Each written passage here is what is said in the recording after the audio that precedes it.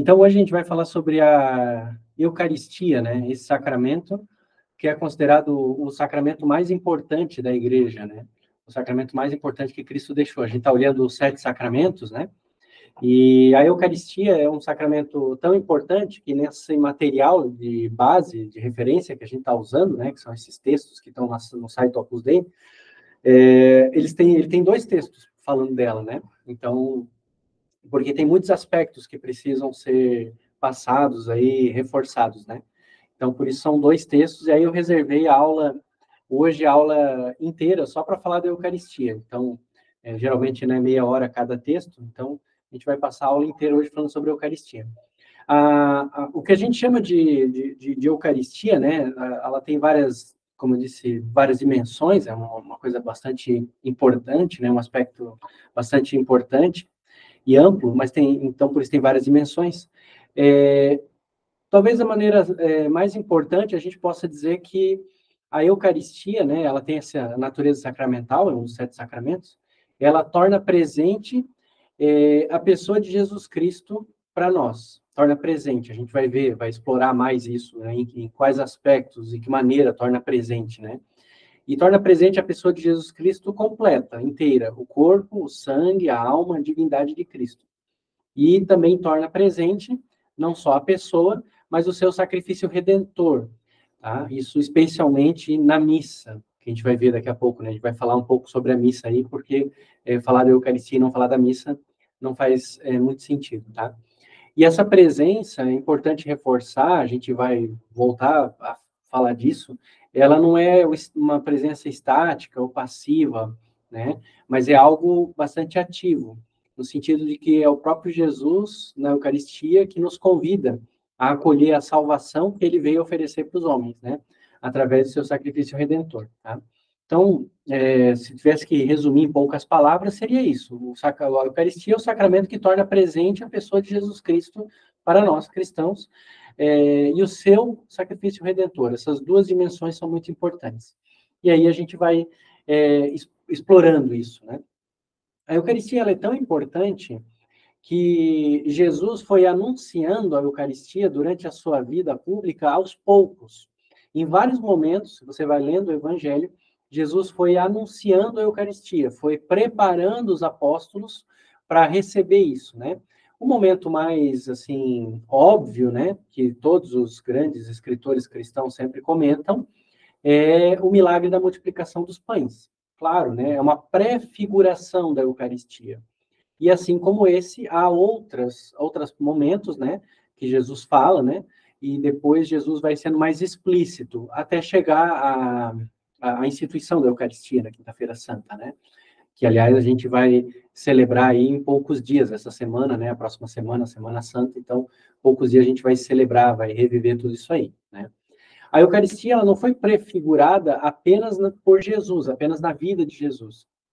A Eucaristia foi prefigurada também no Antigo Testamento, em várias passagens do Antigo Testamento, tá? E nessas aulas a gente vai olhar alguns desses pontos. Um bem famoso também, que muito citado por vários autores cristãos, o maná no deserto, né? E o sacrifício de Cristo também foi prefigurado por Cristo, Cristo foi falando, né, para os apóstolos várias vezes, e também foi prefigurado no Antigo Testamento, né, no Cordeiro Pascal. Tá? Então, como eu disse, em vários momentos Jesus foi falando isso. Tá? A gente poderia pegar no Evangelho várias passagens, selecionei aqui 2 passagens importantes, na verdade o texto de referência, né, de base que eu estou usando, né, eu estou seguindo ele bem literalmente. Primeiro ali, o São João recolheu a seguinte frase de Jesus no Evangelho: em verdade vos digo, não foi Moisés quem vos deu o pão do céu, o maná que eu tinha falado antes, né? É meu Pai quem vos dá o verdadeiro pão do céu, pois o pão de Deus é aquele que desce do céu e dá vida ao mundo. Tá? Então, aqui ele está falando da prefiguração da Eucaristia, que é o maná, que eu tinha falado, que Moisés deu para o povo quando estava no deserto, passando fome. Né? Jesus diz, quem dá o verdadeiro pão do céu é Deus, né? Através daquele, né, que desce do céu e dá vida ao mundo. Quem que é esse? É Jesus. Logo em seguida, Jesus, aí há um diálogo, né?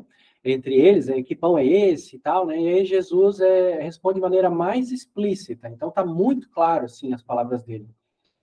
E que João quis recolher no Evangelho, né? Isso é Jesus falando. Eu sou o pão da vida. Eu sou o pão vivo que desceu do céu. Quem come deste pão viverá eternamente. E o pão que eu darei é a minha carne, entregue pela vida do mundo. Quem se alimenta com a minha carne e bebe o meu sangue tem a vida eterna, e eu ressuscitarei no último dia. Pois minha carne é verdadeira comida, o meu sangue é verdadeira bebida. Quem se alimenta com a minha carne e bebe o meu sangue permanece em mim, e eu nele. Como o Pai que vive me enviou, eu vivo por meio do Pai. Assim, aquele que de mim se alimentará, viverá por meio de mim. Então, essa passagem, né, esse trecho aqui que eu tô lendo para vocês, está lá no Evangelho de São João. Quem quiser ler todo o contexto, é o capítulo 6, tá? Tem todo um diálogo também, né, aqui, né? Então, essas são as palavras de Jesus, mas tem todo um diálogo que enriquece para a gente entender o que os discípulos estavam captando disso daqui, né? Mas é muito explícito, não resta muitas dúvidas aqui, né? Ele está dizendo que ele é o pão da vida, que a gente vai precisar comer desse pão para viver eternamente, né? E que esse pão, ele foi feito, foi entregue pela vida do mundo, pela salvação das pessoas. Então, há uma série de pontos aqui, né? E ele cita o Pai, né? Então, aqui é toda a trindade, né? Está atuando aqui, tá? E ele diz isso mesmo, olha, minha carne é verdadeira bebida, meu sangue é verdadeira bebida, é verdadeira comida e verdadeira bebida. Não é figuração, tá? É uma coisa bem séria, bem verdadeira, tá?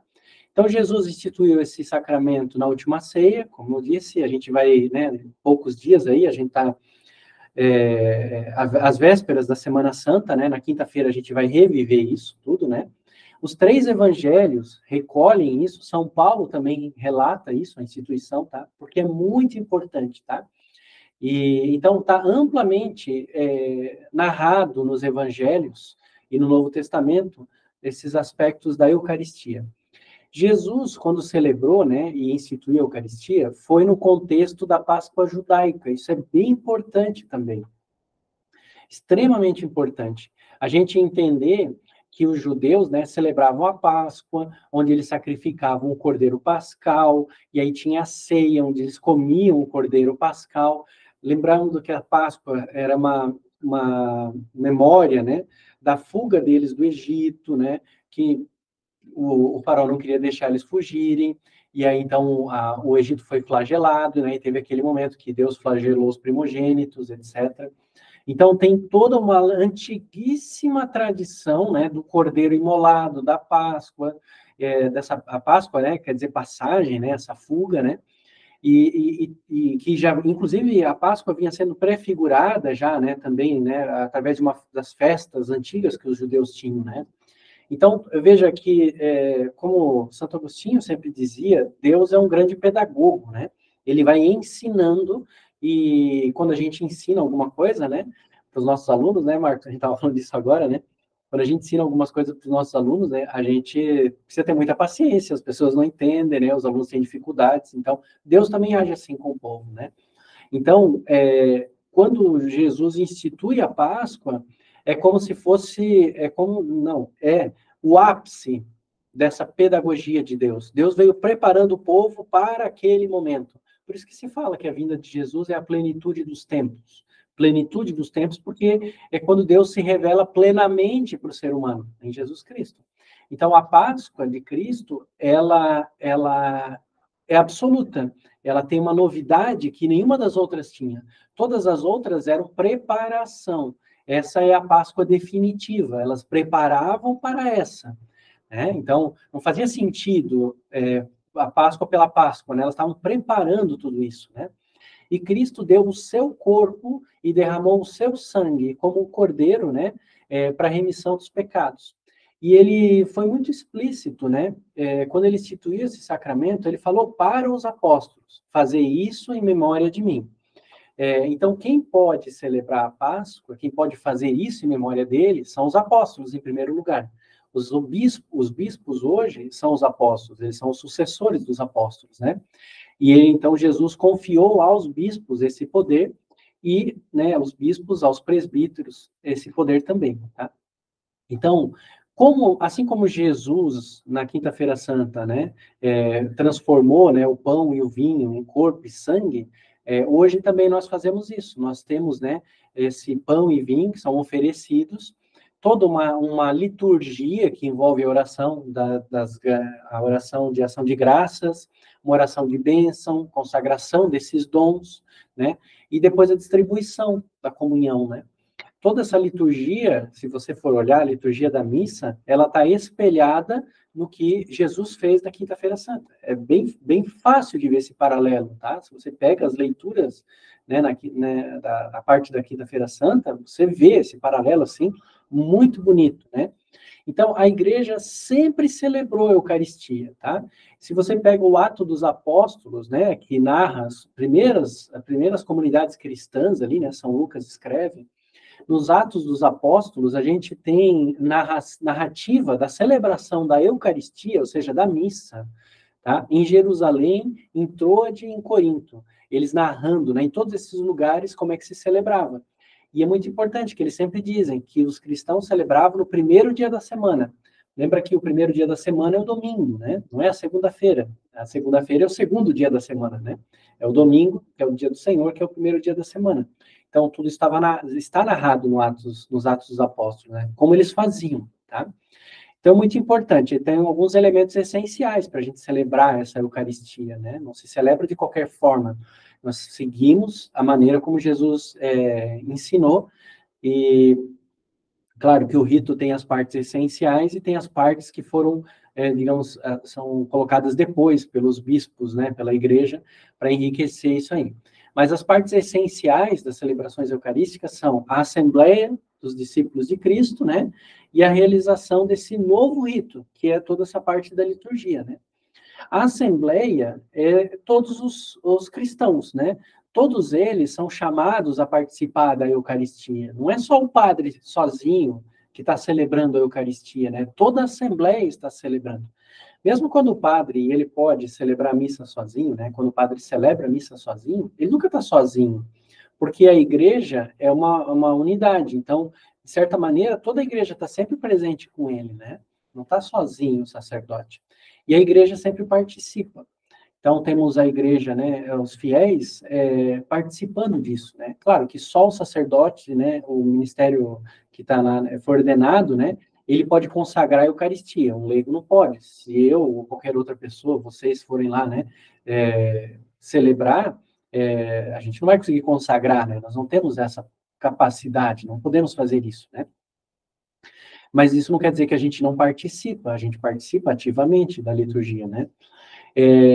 Esse ato litúrgico, se você pega a missa e presta atenção nela, né? Ela tem dois grandes momentos. Ela tem a parte que nós chamamos de liturgia da palavra e depois a liturgia da Eucaristia, tá? A liturgia eucarística, ou liturgia da Eucaristia, compreende desde a parte que a gente faz a apresentação das oferendas, né? Tem toda a parte da oração eucarística, que é muito rica, inclusive vale a pena.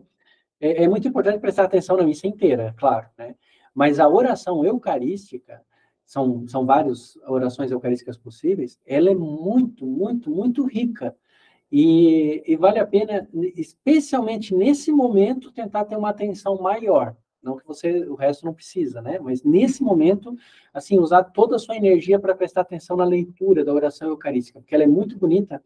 E junto com os prefácios que são colocados para cada tempo, né? A gente tem oração fixa, são várias orações eucarísticas, né? Mas que são fixas, mas elas prevêem partes móveis, são prefácios, né? Que se colocam de acordo com o tempo litúrgico. Então, essa oração eucarística mais os prefácios é uma tremenda de uma catequese, por si só, uma tremenda de uma catequese, né? Então, toda essa parte aí é oração eucarística. Depois aí, inclusive, depois da consagração, a comunhão, né? Tudo isso aí, né? E a igreja, ela não pode mexer nisso arbitrariamente, né? Isso é um dom recebido de Deus, né? Então, não pode simplesmente chegar lá e mudar completamente, né? Ainda que a igreja tenha autoridade, né? O Papa com os bispos tem autoridade para mexer, mas não completamente, não em qualquer coisa. Não podem inventar uma nova espécie eucarística, por exemplo. Não tem autoridade para isso. Os elementos essenciais para a Eucaristia, portanto, são a hóstia e o vinho. A hóstia feita de farinha de trigo e o vinho feito de uvas, né? Isso é importante dizer. E também as palavras da consagração, que essas são fixas. Você reparar, as palavras, apesar dos ritos, das orações, né, eucarísticas variarem, as palavras de consagração, essas são fixas, né? E nesse momento, o pão e o vinho se transformam, se convertem em sangue, em corpo e sangue de Cristo. Essa é uma conversão que a gente fala em teologia com plenitude ontológica. Ontológico quer dizer aquilo que diz respeito ao ser, né? O plenitude ontológica, ou seja, se transforma completamente. Não é só uma imagem, um significado, né? Inclusive, um testemunho, né? Que quando eu estava me convertendo, a primeira vez que eu ouvi isso, eu achei que a pessoa estava entendendo errado as coisas, a pessoa que estava me falando, né? Eu disse, não é possível, né? Que estejam dizendo que a hóstia vai se tornar o corpo de Cristo e o vinho, o sangue de Cristo, né? Eu acho que essa pessoa está meio empolgada, eu pensei, né? Eu estava me convertendo, não conhecia muita coisa, mas como físico, eu achava, do ponto de vista da física, uma ideia absurda, né? E logo depois disso, eu casei na igreja, assim, coisa de meses depois eu casei na igreja. Quando eu fui casar, o padre que celebrou para a gente, ele estava conversando antes de celebrar, né, antes da celebração do casamento, ele estava conversando comigo, e aí ele soube que eu era físico e tal, e ele começou a falar dos milagres eucarísticos, especialmente milagres de Lanciano. Milagres eucarísticos são milagres em que a hóstia se transformou mesmo em corpo de Cristo, em carne, né? E sangue, né? Você procurar na internet, você acha vários milagres eucarísticos. Só procurar, milagres eucarísticos. Alguns são muito impressionantes. Um dos mais impressionantes, talvez, tenha sido esse de Lanciano, milagre eucarístico de Lanciano. Não vou entrar em detalhes aqui, mas ele estava contando para mim. E aquilo ficou, né, para mim, né? Porque eu estava, até então, eu pensava, né, uma coisa meio esquisita esse negócio da Eucaristia. E quando o padre soube que eu era físico, ele pegou bem no meu calcanhar de Aquiles. Ele foi bem no ponto que era justamente o ponto que eu achava muito estranho, né? E, enfim, depois fui estudando, entendendo, né, que realmente era isso que a pessoa estava querendo dizer, e que é um milagre, não é uma coisa que a física vai explicar, né? É uma coisa que está bem além da física, né? Então, não é a física que vai explicar. Então, existe uma presença real de Cristo na Eucaristia. Isso é muito importante. E se você for ler essas palavras de Cristo e outras passagens do Evangelho, você vê que era isso mesmo que Cristo queria dizer, né? Isto é o meu corpo, isto é o meu sangue, né? Então, não tem como ele dizer, ó, isso aqui é um sinal do meu corpo, isso é um sinal do meu sangue, isso um símbolo. Não, ele está dizendo que isso é, né? Isso é. Então, ele queria mesmo dizer isso. Tem outras passagens que a gente vê que os discípulos dizem, né? Essa doutrina é muito dura, quem pode aceitar isso, né? Então, vou embora, né? Então, realmente, sempre se entendeu isso, né? A igreja sempre se entendeu isso, que são realmente o corpo e o sangue de Cristo. E aí tem os milagres eucarísticos, que servem para aumentar a fé, né? Nessa transformação, né? Real. E é claro que é alguma coisa que só se pode descobrir pelos sentidos, só se pode descobrir pela fé, não pelos sentidos. Não se pode descobrir pelos sentidos, né? Apenas pela fé, né? Tem vários orações e cantos da igreja que falam sobre isso, né? São Tomás de Aquino tem, né? Algumas passagens belíssimas que falam, né? Sobre isso, né? Então, claro, a Eucaristia é uma coisa muito incrível mesmo, né? Do ponto de vista teológico, existe um termo para essa transformação que a gente chama de transubstanciação, tá? Então, tem um termo teológico que ficou definido, né? Que é chamado de transubstanciação. Então, isso está recolhido em vários textos da igreja, mas o Concílio de Trento, que foi um concílio muito importante, essa daqui é a época da Contra-Reforma Católica, então aqui são os anos em que aconteceu, né, a Reforma Protestante e depois a Contra-Reforma Católica, ou como o Daniel Hopes gosta de chamar, Reforma Católica, não Contra-Reforma. E o Concílio de Trento foi um concílio que tentou começar a botar ordem na casa. Lembra que a igreja estava sofrendo muito nessa época, né? havia, assim, escândalos tremendos dentro da igreja. Isso motivou, né, fortaleceu o movimento, né, de rompimento com os protestantes, né? Então, as coisas não estavam bem. O Concílio de Trento, nessa época, ele foi o primeiro passo na direção de reformar a Igreja Católica. Por isso que o Daniel Hopes gosta de chamar de reforma católica, e não de contra-reforma, porque contra-reforma parece uma reação aos protestantes, mas foi bem mais do que isso, como ele mostra nos livros de história da Igreja, nos 10 volumes de história da Igreja, né? Então, ele tem desses 10 volumes. Depois da reforma protestante, ele fala da reforma católica. E aí, o Concílio de Trento é o ponto de partida da Reforma Católica, tá? Então, ele definiu vários dogmas, definiu muita coisa importante nesse Concílio de Trento. Veja que ele durou aqui, ó, ele durou quase 20 anos, e foram muitos encontros para trabalhar. Enfim, esse parênteses, no Concílio de Trento fala assim, ó, pela consagração do pão e do vinho, opera-se a mudança de toda a substância do pão na substância do corpo de Cristo, nosso Senhor, de toda a substância do vinho na substância de seu sangue. Esta mudança, a Igreja Católica denominou-a, com acerto e exatidão, transubstanciação. Por que o Concílio de Trento está reafirmando uma coisa que já era dita desde o começo, né? Está lá nos Atos dos Apóstolos e em outros lugares. Porque os protestantes botaram em dúvida isso. Um dos primeiros pontos do Lutero foi questionar isso aqui. Tá? Então, o concílio achou muito importante reforçar essa doutrina de sempre da igreja, tá? Então, porque os protestantes, né, especialmente o Lutero, questionou isso, e depois as igrejas, né, da reforma, elas foram perdendo, elas não têm mais o sacramento, né, da Eucaristia, né? A Eucaristia, ela é celebrada na missa, né? Então, a consagração acontece dentro da missa, né? Você não pode consagrar assim fora da missa, né? Tem que ser dentro da missa, né? Então, é muito importante para a gente entender a Eucaristia, entender a missa. Missa e Eucaristia estão interligadas, né? Então, de maneira que, inclusive no catecismo da igreja, as duas aparecem como uma realidade só, praticamente. Tá? Muito importante. A missa, ela tem a dimensão de sacrifício, tá? E esse sacrifício é um sacrifício que a gente fala que se torna presente o sacrifício de Cristo hoje. Então, na missa, Cristo, ele sofre esse sacrifício de novo. Mas é uma coisa que não é que você está fazendo tudo de volta, está repetindo o sacrifício de Cristo na cruz. Não, é uma atualização, é quase como se fosse um furo no espaço-tempo e a gente pudesse estar de novo naquele único sacrifício, né? Então, é como se ele se perpetuasse ao longo de toda a eternidade. Depois que aconteceu lá no Gólgota, ele continua acontecendo em cada missa. De novo, um furo no espaço-tempo. A gente está de novo naquela posição, né?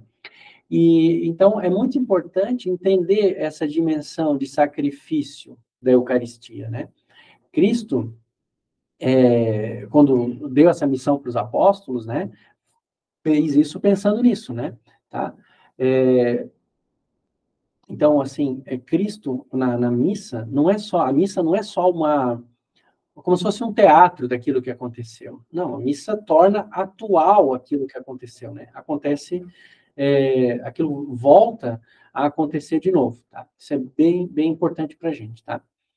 A Eucaristia, então, ela está sendo sempre oferecida na missa, e ela também é um ato trinitário. Como todos os sacramentos são atos trinitários, né? A gente viu isso, né? Todos os sacramentos são atos trinitários, né? Toda a igreja oferece a Eucaristia e também é oferecida na Eucaristia, né? Em Cristo, então oferece e é oferecida em Cristo, né? Quem oferece e quem é oferecido, né? Ao Pai, é oferecido a Deus, né, como ato de reparação pelos pecados da humanidade, né? E quem faz todo esse oferecimento é o Espírito Santo. Quem atua ali, né, no sacramento é o Espírito Santo, tá? Então, dessa maneira, acaba sendo um ato trinitário. E como eu dizia antes para vocês, na missa, os fiéis nunca são meros espectadores. de um culto lá que o sacerdote está realizando. Não é isso, né? A gente deve participar dessa oferenda do sacrifício eucarístico, né? E há vários modos de participar, que são os modos pelos quais os fiéis participam da missa, né? Todos os que foram batizados são fiéis, né? São parte de um povo escolhido por Deus, né? Então devem participar. Até as leituras, eu falava das leituras da missa para vocês, né? As leituras vão nesse sentido, né? Olha só, esse aqui, por exemplo, é um trecho da oração eucarística número 3, tá? São várias orações eucarísticas, né? Olhai com bondade a oferenda de vossa igreja. Reconhecei o sacrifício que nos reconcilia convosco e concedei que, alimentando-nos com o corpo e o sangue de vosso Filho, sejamos repletos do Espírito Santo e nos tornemos em Cristo um só corpo e um só Espírito. Que ele faça de nós uma perfeita oferenda. Veja que não é o sacerdote só, não é só as espécies que vão ser consagradas, pão e vinho, né? É nós, a igreja inteira, todos os fiéis são oferecidos nessa consagração, né? Isso que eu queria dizer, né? Com os fiéis estarem sim participando, né? Então, a missa, por causa disso, ela tem uma importância fundamental para a vida cristã. Não é possível ser um fiel católico cristão e não ir à missa, não participar da missa, né? Porque a missa, nela estão reunidos todos os principais mistérios da vida do cristão, né? Nela está resumida toda a vida de Cristo, né? Praticamente, na missa, né? Todos os pontos importantes a gente passa ali, né?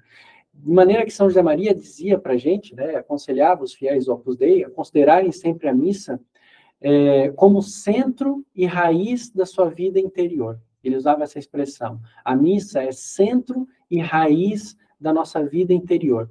Ou seja, toda a minha vida, né, de oração, ela tem que, de alguma maneira, estar girando em torno da missa. Ela é o centro e a raiz nessa minha vida interior, né?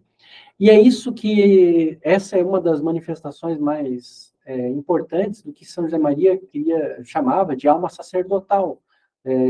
Todo fiel tem alma sacerdotal. Posso não ser um sacerdote ordenado, né? Ministério, né? Sacerdotal ordenado, né? Mas todo leigo tem alma sacerdotal. Então, participação da missa, se oferecer na missa, oferecer todas as coisas na missa, é parte dessa alma sacerdotal. E aí a missa, como eu dizia, ela é tão importante para a gente, porque a nossa fé toda, ela está ali, né? Que ela também tem imensos frutos espirituais para a gente. A gente fala de quatro frutos principais na missa, tá? Que são esses aqui. Latrêutico, que é louvar e adorar a Deus, Pai, pelo Filho, no Espírito Santo. Então, o louvor, né, que acontece, a adoração que acontece na missa. Eucarístico, a palavra eucarístico quer dizer dar graças, agradecimento, né? Pela criação, pela redenção. Propiciatório, que é desagravar a Deus pelos nossos pecados, né? Então, o sacrifício, né? Esse ato propiciatório. E impetratório, que é pedir a Deus pedir coisas para Deus, né? Então, a missa também tem isso, né? Então, são 4 dimensões, 4 frutos, finalidades, melhor dizendo, da missa, né? Todos esses frutos, eles chegam até a gente em virtude da salvação que Cristo nos ganhou na cruz. É bem importante, né? E eles acontecem através de um crescimento na graça santificante, na graça que Deus dá, né, para que a gente seja santo, e a gente vai se conformando com Cristo. Claro, assim como todos os outros sacramentos, né, os dons que a gente vai receber aqui, eles vão operar mais ou menos na gente, de acordo com a nossa abertura a esses dons, né? Deus não viola nunca a liberdade de ninguém. Quanto mais aberto aos dons, quanto mais aberto à graça de Deus, maiores vão ser os frutos de santidade que eu vou colher na missa, né? Eu posso, inclusive, como diz São Paulo, comer a minha própria condenação na missa, né? Se eu comungar em pecado grave, eu como a minha própria condenação, nas palavras de São Paulo, né?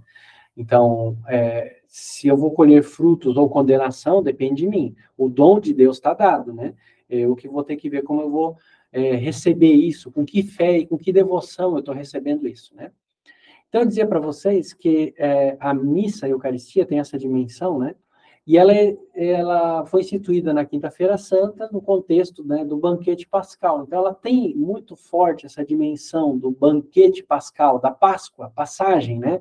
A passagem, né, do povo, né, da morte para a vida, que é o que a gente tem, né? A passagem da morte, né, do homem velho para a vida, o homem novo, nas palavras de São Paulo também, né? Então, a missa, ela é interessante, porque ela tem, como eu dizia, várias dimensões. Uma dimensão, essa dimensão do sacrifício de Cristo. Mas, ao mesmo tempo, ela tem a dimensão do banquete também, o banquete da Páscoa. Então, tem o sacrifício do Cordeiro, mas tem o banquete do Cordeiro, né? E toda ela, então, por causa disso, está orientada para uma comunhão dos fiéis. A Eucaristia, ela também é chamada muitas vezes de comunhão, né? Sagrada Comunhão. Por causa disso, porque como tem essas dimensões, elas não são só individuais, elas são coletivas, né? O banquete é coletivo, né? Então, cria-se uma comunhão entre todos os fiéis, né? A igreja, naturalmente, recomenda que todos os fiéis comunguem na Santa Missa. Então, quando houver a missa, todos devem comungar, desde que tenham as devidas disposições, né? Claro, as devidas disposições é não estar em pecado grave, a gente vai ver daqui a pouco, né? Essa recomendação da igreja, na verdade, é uma recomendação que não é assim um conselho, ó, vai ser muito bom para você comungar na missa. Não, é necessário, não é só uma coisa útil, é uma coisa, esse alimento é necessário, o alimento eucarístico, né? Jesus falou isso e São João recolheu também essas palavras de Cristo. Em verdade vos digo, se não comerdes da carne do Filho do homem e não beberdes do seu sangue, não tereis a vida em vós mesmos. De novo, capítulo 6 de São João. Então, quem quiser se aprofundar na Eucaristia, leia capítulo 6 de São João. Tá? Então, não é de novo, não é uma coisa boa só, recomendado, ó, vale a pena, vai te ajudar. Não, é uma necessidade. Assim como para o nosso corpo físico, comer o alimento é uma necessidade. Você não pode ficar sem comer, né? Você tem necessidade de comer. A gente tem necessidade para a nossa vida espiritual de comungar, né? É muito importante. Claro, se imagina, né, que às vezes a pessoa que não pode receber, por mil razões, né, pelo menos tivesse o desejo implícito de receber a Eucaristia, né, se tivesse as condições, né. Existe, inclusive, essa questão é tão séria, que existe o preceito de receber a Eucaristia pelo menos uma vez ao ano, tá? No tempo pascal. Então, existe um preceito. Se você não recebe, é um pecado grave, né? Então, a igreja obriga os fiéis a receber a Eucaristia pelo menos uma vez ao ano, se possível, no tempo pascal. Claro, preparados pelo sacramento da reconciliação, né?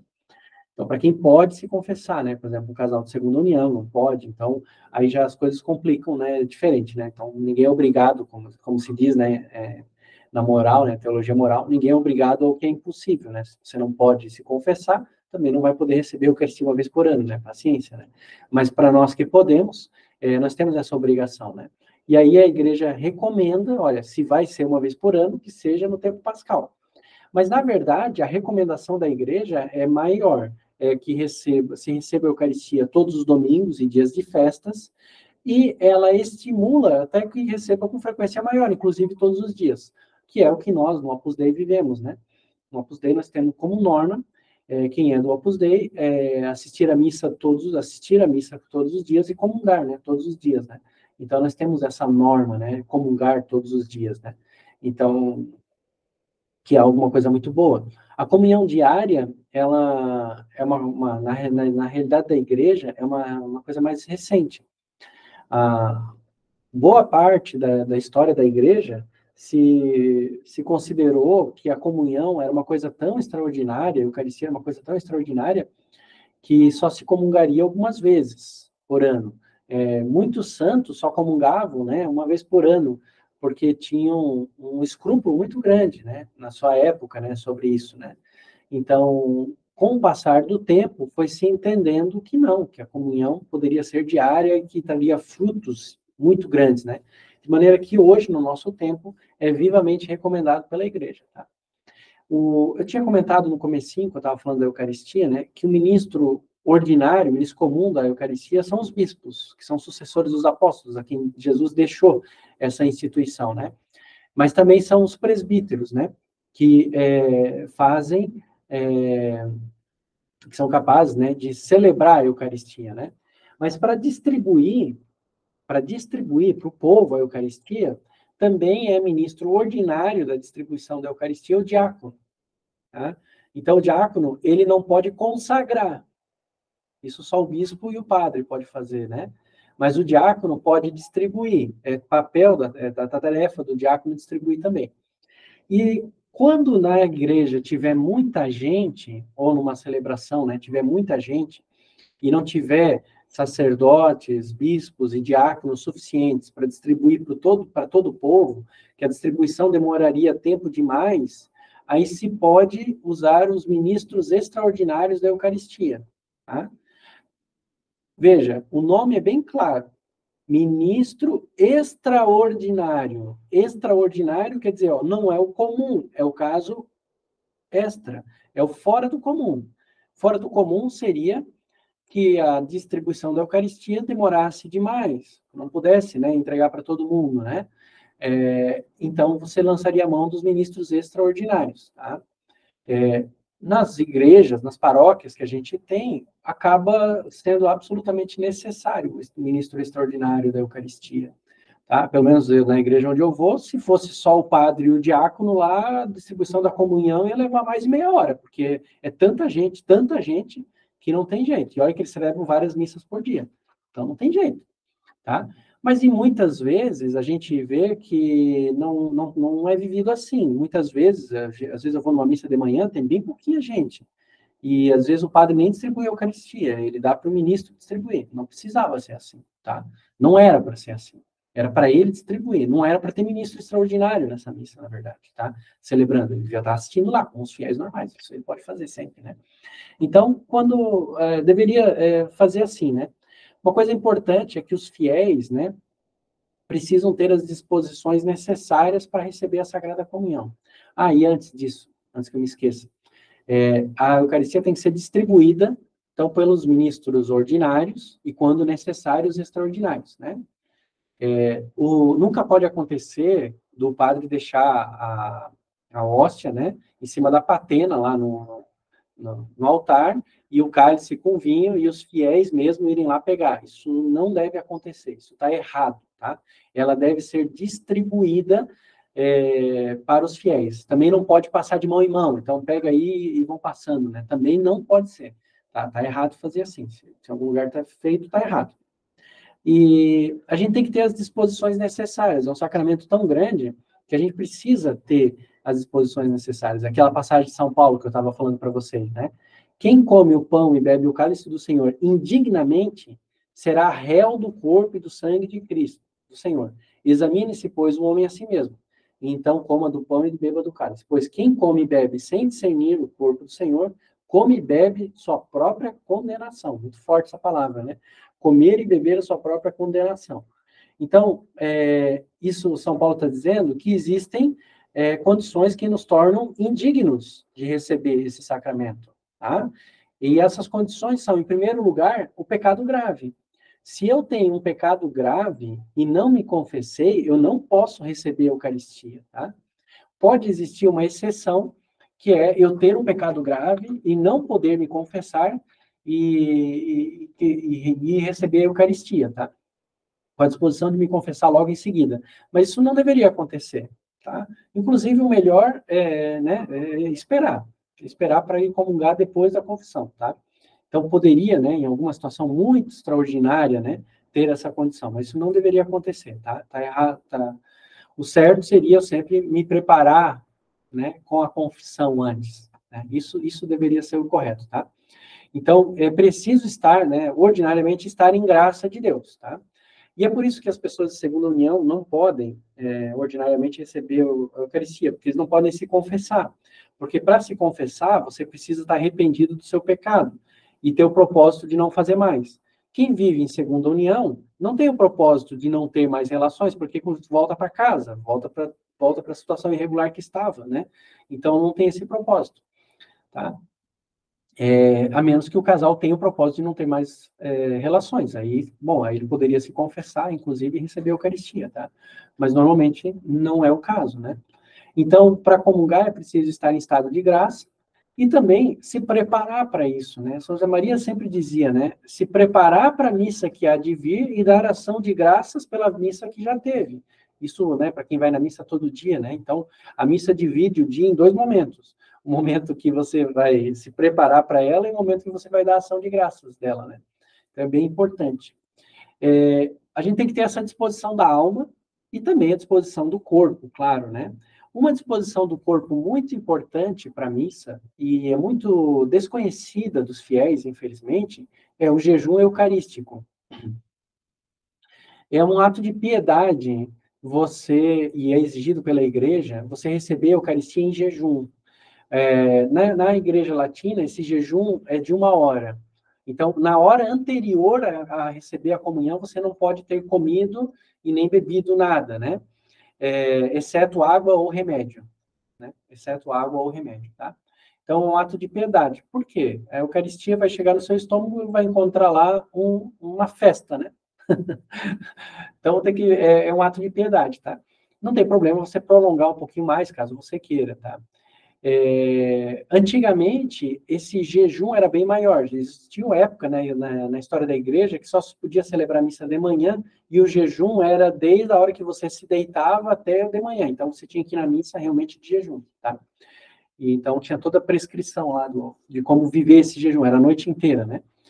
Hoje é diferente, é essa hora, tá? Então, o jejum eucarístico hoje é 1 hora. Isso inclui, por exemplo, mascar chiclete, comer bala, tudo. Não é para nada, tá? Também, naturalmente, tem um modo certo de se vestir, né? Um modo que você tenha uma reverência àquela importância daquele sacramento. Então, não tem uma regra absoluta, porque os tempos mudam, mas você pode considerar como critério estar bem vestido, né? O que é estar bem vestido? Tem gente que vai na missa de chinelão de dedo, bermuda de toda estourada, camisa regata feia, né?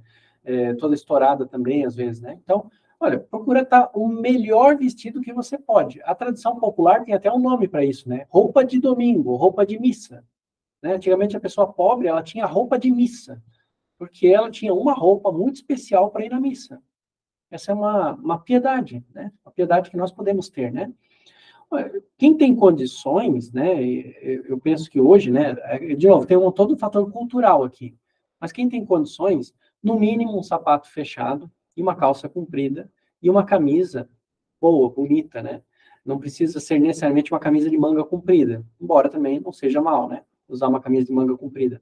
Mas, no mínimo, calça comprida e sapato fechado, né? E uma boa camisa, né? Então, isso é o mínimo que se espera de alguém, né? Para ir na missa, né? Claro que tem o fator cultural, né? Pode acontecer que num futuro, numa certa cultura, todo mundo ande de bermuda e até o presidente faça reuniões oficiais de bermuda. Pode ser, pode ser. Daí talvez não tenha problema ir de bermuda na missa, tá? Mas hoje, na nossa cultura, se eu for encontrar o presidente da empresa, né, o dia que eu for encontrar o reitor da universidade, eu vou colocar uma roupa social, né? E vou com essa roupa. Então, por que não ir também assim para a missa, né? É mais ou menos esse paralelo que a gente poderia fazer, né? Ao modo de comungar, o modo natural no rito latino é de joelhos e na boca. Tá? Esse é o modo natural, muito tradicional da igreja. Né? Então, de joelhos e receber a comunhão na boca.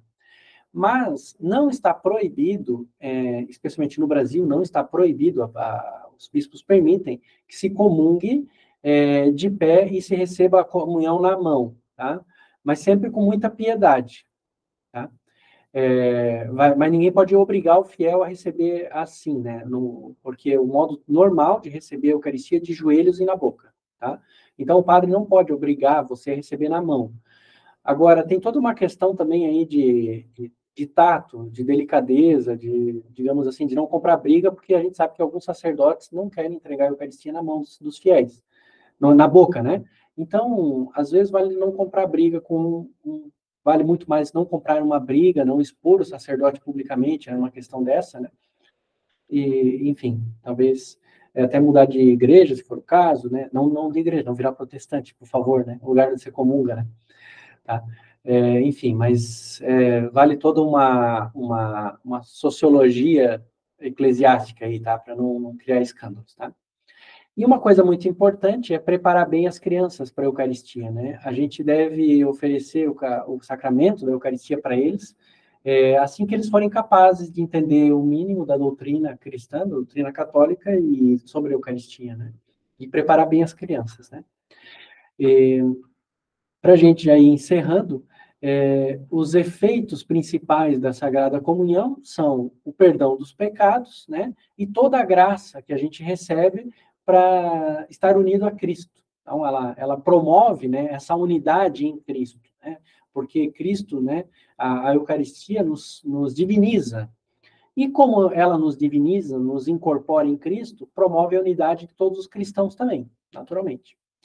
E a gente sabe que, como na Eucaristia, a gente tem verdadeiramente o corpo e o sangue de Cristo, essas espécies consagradas são adoradas mesmo, né?